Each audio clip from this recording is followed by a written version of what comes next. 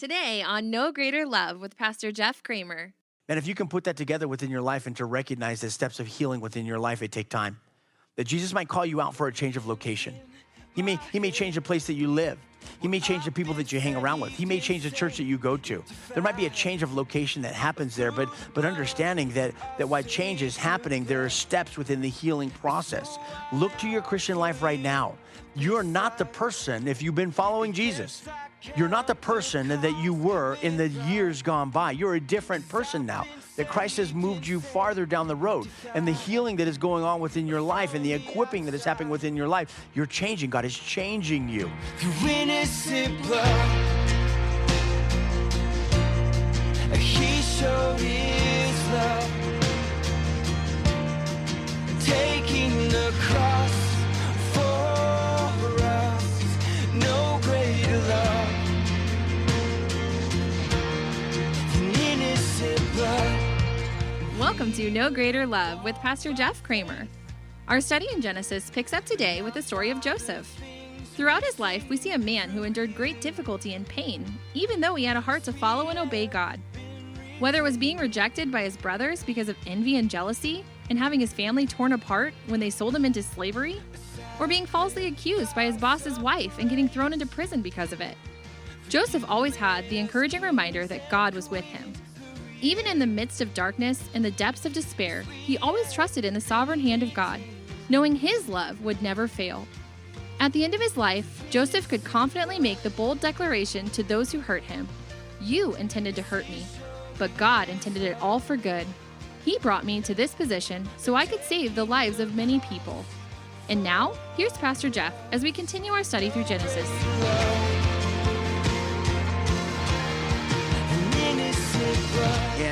And what he ends up doing, I mean, can you really blame Joseph for what he does here? He gives these guys a hard time. He knows that wait a minute, these are my brothers. They haven't seen me in a while, and I'm speaking to them through an interpreter. And man, he starts jabbing at them in a way that a little brother, you can only imagine, or I can only imagine my little brother doing some of these things. It's like, dude, I'm going to smash you, knock it off, you know? But this is Joseph, right? He's the dude in charge right now. And this is all in that component of the fulfillment of the dreams, plural, that God had given to him. He said that, man, your brothers are going to bow down before you. And indeed they are. They had showed up and they bowed down and calling him Lord, little L, you know, and coming there to get food from him and everything. And so, Joseph ends up, he's sending them away. He called them spies. He says, okay, wait a minute. We're going to hold one of you guys in prison. So he ends up keeping Simeon, right? Simeon is a tough guy. He is one of the brothers that you remember when Dinah got raped earlier in the book. Simeon is one of those guys that went after those towns. And so he was a tough guy. He volunteered to stay back. He's held in prison until the rest of the brothers can go back up to Canaan to convince Jacob the dad to send little Benjamin, the very youngest son, and to bring him all the way back down, just to show that he's still alive and so forth. And so chapter 43 picks up in this lingering process. Jacob is mad. He's like, how could you guys tell them down there that there was still yet another son and all of this stuff? And so this is kind of the outflowing of what we see here in this. And so they take another trip down. They finally get down there and, they finally get another round of food and all of this stuff. And so we come to our very first idea, and that is humility makes way for healing. Let me read to you Genesis 43, verses 1 through 5. It says, now the famine was severe in the land, and it came to pass when they had eaten up the grain which they had brought from Egypt, that their father said to them, go back and buy us a little food. But Judah, he spoke to him. So Judah is one of the tribes, one of the sons, okay? One of the 12 sons. He spoke to Jacob, his dad, saying, the man solemnly warned us, saying that you shall not see my face unless your brother is with you. Who is the man that's giving the warning? This is Joseph acting as governor down in Egypt. Okay, this is the second to the youngest brother. He's telling his brothers that, no, you're not going to see my face again unless you bring baby Benjamin back. And they don't know that this is their brother. Moving on, verse 4, it says, if you send our brother with us, we will go down and buy you food. But if you will not send him, we will not go down. For the man said to us, you shall not see my face unless your brother is with you. And Israel said, why did you deal so wrongfully with me as to tell the man whether you still had another brother? And then they said, well, the man asked us pointedly about ourselves and our family, saying, is your father still alive? Have you another brother? And we told him according to these words. Could we possibly have known that he would say, bring your brother down? And so you can see the struggle that is going on, right? This is Jacob. This is the guy that wrestled with God, and God renamed him Israel. Okay? I hope you're able to keep sync with all of these names and everything. We've had a long study so far in the sense of the weeks leading up to this. And so I'm just assuming at this point that you're able to apply your understanding here to remember some of the flow of the names that we've covered.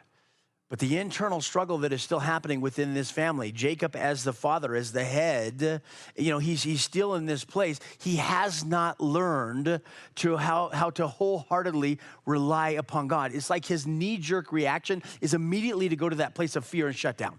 Emotionally, he goes to that place of fear and shut down. And maybe you're a person like that. Maybe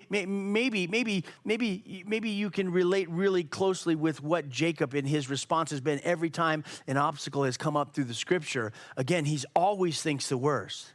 But you and I should understand, and we should capture this. We should understand that humility makes way for healing. And I want to divert just a little bit so that we can get into some application side of this thing and we can recognize this. So follow along, flip in your Bibles to 2 Kings if you can, chapter 5. If not, they may put a few of these verses on the screen here for us. But if you were in Genesis, just turn to your right. Okay, Genesis is the first book. And maybe if you look at my Bible up here, you're turning about that many pages to your right. Okay, and you're coming into 2 Kings chapter 5. Now, in 2 Kings chapter 5, as we work our way through this, we have a record of some of the things that have transpired in the history of Israel. And we come to another scene. This is a scene of application. And the application that we're looking at in this is that humility makes way for healing. And watch what happens in the middle of this story. New story. It says, now Naaman, commander of the army of the king of Syria, he was a great and an honorable man in the eyes of his master, because by him the Lord had given victory to Syria. He was also a mighty man of valor, but he was a leopard. So get that. Get the understanding of this. What we're dealing with right here is we got a guy that he's a successful man, but he's in a desperate place. And that desperate place is that he has leprosy. And it puts him outside of the natural scope of maybe really close interaction with people. And you know what that looks like within your life. I mean, if you've got something in there, if you've got a glaring scar of your past from failure, you know the head games that go on within this. That why nobody else may not know your story, it's like they impact you in such a way, and it's like it impacts your social interaction with other people. And it could be such a stigma here that it impacts what goes on the inside of your house. But I want you to understand that as a Christian, that God has something special and he's going to complete a work of healing within your life. And even though it might not happen in one given second or one given year, it is a process that goes on, and it is our humility that makes way for God to do that. As the story goes on, look ahead to verse number 5. It says that the king of Syria, he said, he told Naaman, he says, go now, and I will send a letter to the king of Israel. And so he departed, and he took with him 10 talents of silver, 6,000 shekels of gold, and 10 changes of clothes. Look to your neighbor and say, that's a lot of money. Okay, I just want you to recognize it for what it is. It's a lot of money, okay? So Naaman here, he's a guy, again, he's a mighty man of valor, but he's a leper. He's got a problem. And now he's going to go down with letters from Syria. It is going to go down into Israel, and it's like, okay, you can heal me down there. Okay, somebody can heal me. So the king of Syria sends him down to the king of Israel here. And what is he trying to do? What's a picture behind this? He tried to buy his way out of his problem. You recognize that as self-sufficiency, okay? So he had a problem. It was leprosy. He was taking a bunch of money down to Israel because he wanted to be healed. There was this self-sufficiency that I'm going to level up. I'm going to do this. If you guys can just heal me, here it is. I'm going to give you something in exchange. Listen, that's not grace. That's not grace at all. That's you're earning something. And I want to remind you guys as Christians here that you would understand this, that God comes to you and he gives to you. It's a work of grace. You don't deserve it. You can't afford it. You could never pay it back, anything like that. So we don't have to follow this example here. Now, what goes on? Well, look ahead to verse number 10 down through 14, okay? Now, the king of Israel can't do anything, but Elisha the prophet hears about this, and Elisha chimes in. Now, Elisha, he sent a messenger to him saying, go and wash. This is to Naaman. He says, go and wash in the Jordan 7 times, and your flesh shall be restored to you, and you shall be clean. So get the picture here. We've got a guy coming down from Syria with a problem. He has leprosy. He comes to Israel looking to be healed. He's bringing some money because he's looking to pay for his healing. The king says, what are you doing? I can't heal you. There's nothing I can do here. Elisha the prophet, the guy that represents God, he gets a hold of this. He hears this. And now he says, send him to me. And now as soon as Naaman comes to him, he's a guy of rank, if you will. Elisha doesn't even go out of his house. He says, just go and tell him to wash 7 times in the Jordan. And there was something that God was up to. Verse number 11. But Naaman became furious, and he went away, and he said, indeed, I said to myself, he will surely come out to me and stand and call on the name of the Lord his God. And here it is, watch, don't miss it, and wave his hand over me and over the place and heal the leprosy from my body. There's an expectation in his mind as to it has to happen this way. And he's ticked off. Verse 12, he says, are not the Abna and the Parfar, the rivers of Damascus, better than all the waters of Israel? Could I not wash in them and be clean? And so he turned and he went away in rage. And his servant came near and he spoke to him and he said, my father, he says, if the prophet had told you to do something great, would you not have done it? How much more then when he says to you, wash and be clean? And so Naaman, he went down and he dipped 7 times in the Jordan according to the saying of the man of God, and his flesh was restored like the flesh of a little child, and he was clean. Understand this, that healing happened, but it came in a way that he didn't want because it required an act of humility. Joseph's brothers were all there bowing down before him to get food. God had given Joseph dreams back in Genesis chapter 37 when he was still a teenager, pointing forward and telling him what would happen. God sent Joseph ahead, not only for the benefit of the family, but for the preservation of Egypt and all of the surrounding nations that were there. It was an act that God was doing, an act of provision that God was making. And for the remaining 10, 11, if we put Benjamin in there, the tribes of Israel, the sons of Israel, for them to get on board with what God was doing and to watch that healing wash over them as a family, it required an act of humility, that they came there and they humbled themselves before Joseph. They didn't know it was their baby brother.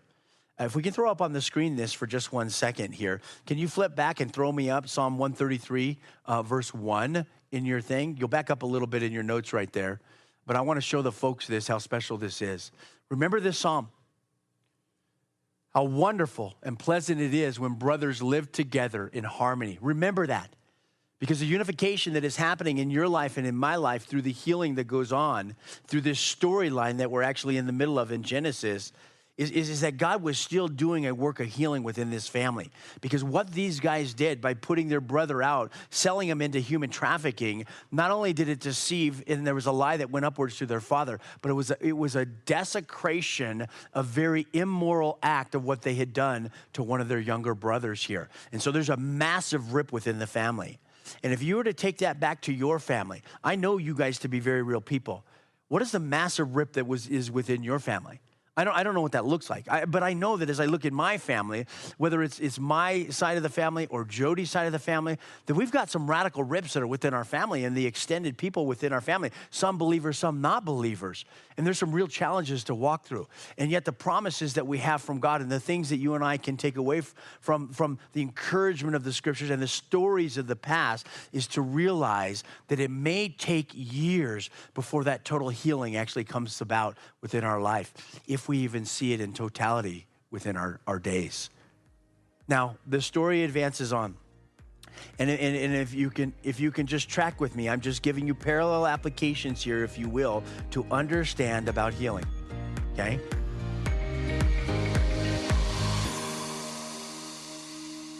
Well, Jeff, it's been a great study so far, but I've heard that there's something special happening in the fall this year. Can you tell our listeners a little more about what's going on? Yeah, for sure. We're doing the fall marriage retreat again this year in Breckenridge, and it's going to be really special. My wife Jody and I, we just celebrated 32 years of marriage, and we've always enjoyed discipling married couples. But this year, we were hit with some tough times. You know, that word cancer became a reality for us. My wife literally had a softball-sized tumor removed from her body. And so after all of the surgeries and the treatments that we went through earlier this year, we were just unsure that we would actually be able to do the marriage retreat again. But the Lord ministered to us one morning and gave us the theme for the retreat. It's keeping marriages together when everything is pulling us apart. Wow. And what I thought would hinder us from hosting this year's marriage retreat, all the trials, is actually the catalyst for this year's retreat. God wants to bring fresh hope for those struggling and celebration for others. Wow, that's really powerful. And it's exciting to see how God is really ministering to you through those difficult times. So can you tell us a little bit more about the retreat details? Sure. The details are October 18th through the 20th. That's a Friday, Saturday, Sunday. It's in Breckenridge, Colorado. And here's the best part. You know, the cost per couple for this whole entire weekend, it's only $450. That's an incredible price.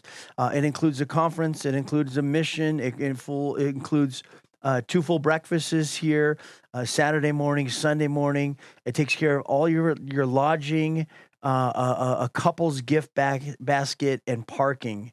And so we hope that you guys can join us for the 2024 Calvary Marriage Retreat. Very cool. Very cool. Well, I'm grateful for the ministry God has allowed us to take part in. It seems like there's such a great need for marriage discipleship in our culture these days. Those details again are October 18th through the 20th in Breckenridge, Colorado. Cost is $450 per couple, everything included. Spots are limited and expected to fill fast. And so if you would like more information, feel free to text us the word retreat to 720-354-6485. Again, that's RETREAT to 720-354-6485.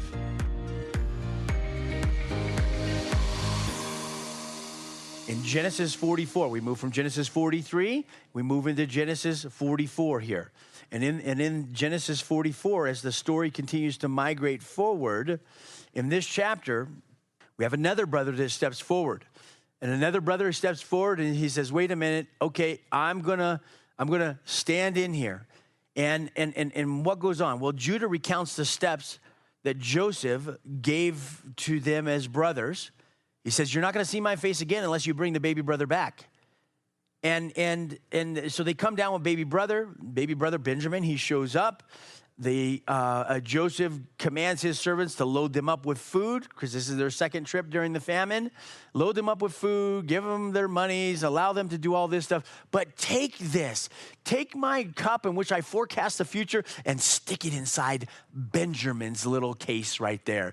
And they go away. Now, Joseph was setting his brothers up, and they take off, and they begin to make their way back home again, back up to Canaan, a 265-mile trip one way on donkeys, camels, and and carts. They actually had carts as well. And when they got a short way out of town, Joseph, he says, okay, now his servant, go after him and get him and stop him. And so Joseph is still messing with his brothers. He planted his little divination cup inside of the satchel of Benjamin. And so he stops them, and the servant of Joseph, he does the pat down on them, and he says, wait a minute, why did you steal this from my master? And what happens in this story? Well, the thing that happens in this story is the fear that Jacob had of losing another son, Benjamin, that they were going to take Benjamin back down to Egypt again. And that's it. We're putting this dude back in prison, or we're putting him in prison. He's not going to see his dad anymore. And Judah stands up and he says, nope, I'm going to take this one and I'll do that. And long story short here, that the chapter comes all the way back around where we just see that Joseph was harassing them again. But it turns into this place here to where God turns it into a blessing, and the script gets flipped, and all of a sudden the family starts coming back together, and God's plan begins to be unfolded and recognized in their life. Here's what I want to share with you here, just simply by way of application.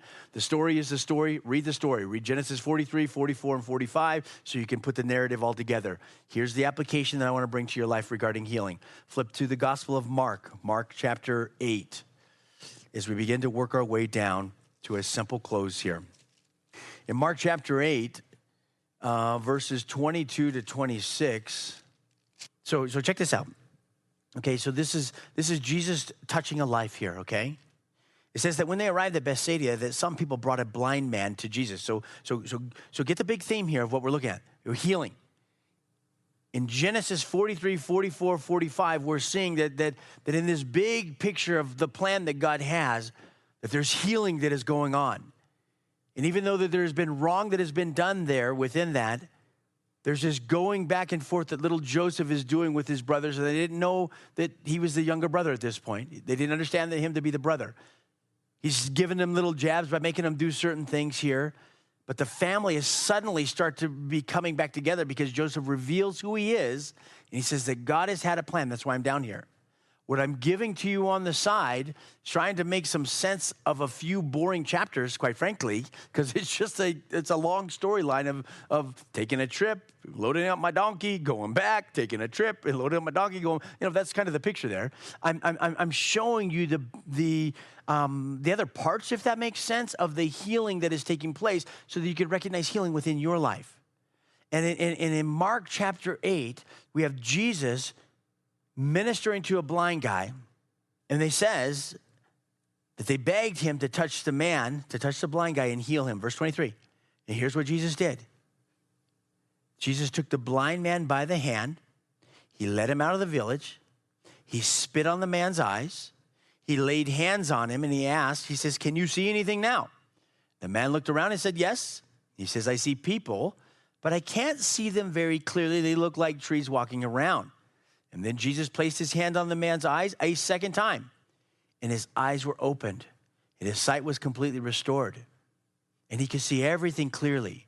And then Jesus sent him away, saying, do not go back into the village on your way home. Understand this, steps of healing. What we see within this right here, very simply, that Jesus grabbed the blind guy by the hand, and he led him out of town. There was a change of location that was there. And he does something that is completely strange. He ends up spitting in this guy's eye. It's strange, but it was a strange touch that he used there. And then we saw that okay, well, wait a minute, he wasn't totally healed here. It's like, well, he needed a second touch. Jesus is saying, well, what do you see? Okay, I spit in your eyes, so it's got to be a little bit foggy there now. Okay, do you see anything? Well, I can see better than what I did before, but I still can't distinguish what it is. And then Jesus touches him a second time. And then Jesus finally tells him in verse 26, he says, don't go back into town. And if you can put that together within your life and to recognize the steps of healing within your life, it take time. That Jesus might call you out for a change of location. He may change the place that you live. He may change the people that you hang around with. He may change the church that you go to. There might be a change of location that happens there, but understanding that while change is happening, there are steps within the healing process. Look to your Christian life right now. You're not the person, if you've been following Jesus, you're not the person that you were in the years gone by. You're a different person now, that Christ has moved you farther down the road. And the healing that is going on within your life and the equipping that is happening within your life, you're changing. God is changing you. And the reminder that we come is again, just to recognize that the healing that God does within our life, that there is often, there's seasons, there's steps, there's time frames, there's a work that he is doing. And the reminder that we take away is that we don't go back into the old habits that Jesus delivered us out of. These are very practical steps in healing.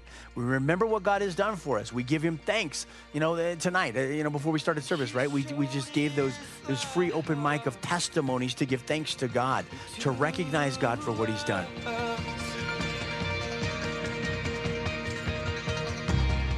That's all for today. Join us for our next broadcast of No Greater Love with Pastor Jeff Kramer, weekdays at 10:30 a.m.